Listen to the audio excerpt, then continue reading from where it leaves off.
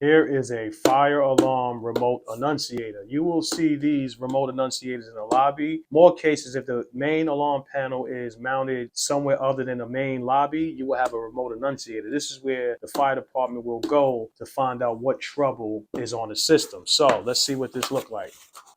Nice packaging. We slide that over there. Then we got this. Bam. So here, this is what the remote annunciator look like. So you will have your acknowledge, your reset, your signal silence, your drill, and your lamp test. One thing about the remote annunciator, you can't just reset the system. You have to enter a code in order for you to reset the system. So if you go up to a remote annunciator and it's flashing and you start pressing, but you shouldn't be doing that. But if you start pressing button, these controls right here won't work. You will have to put a code in order for these controls to work. So when the system is in trouble, you will hit acknowledge. Once the system has been subsided, like the alarm has been cleared, you found out the area didn't have any smoke, it was just a false alarm, you cleaned the smoke detector out, now you hit reset. Now if the system is going already in alarm and you have lights flashing, the horns and strobes and everything is going, then you need to press signal silence. Signal silence will silence the horns and strobes. In New York City, the strobes are still flash, but in other states, everything may shut off. Drill is everything will go off. You could program this button to act as, an alarm. So if you press this button, the horns and strobes will activate. So this is like a manual activation for the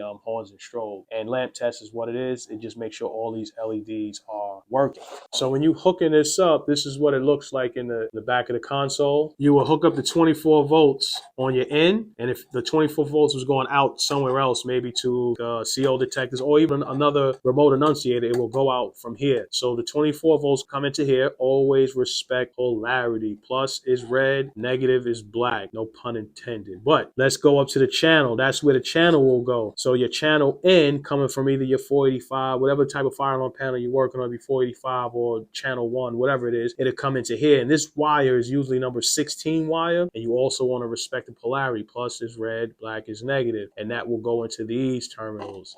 24 volts into these terminals, data into these terminals. So if you want to go out, it'll be these terminals. Go out 24 volts, these terminals. Make sure you don't mix up your 24 volts and your channel voltage. You don't want to cross these terminals at all. 24 volts, 24 volts. This channel data is channel data. And respect polarity. Plus, plus, negative, negative. So this is a fire alarm remote annunciator. If you have any questions on fire alarm, let me know in the comments. You could always go to my website, www.securedsecurities.com. Click the login button, join the secure community, post your question. Holla.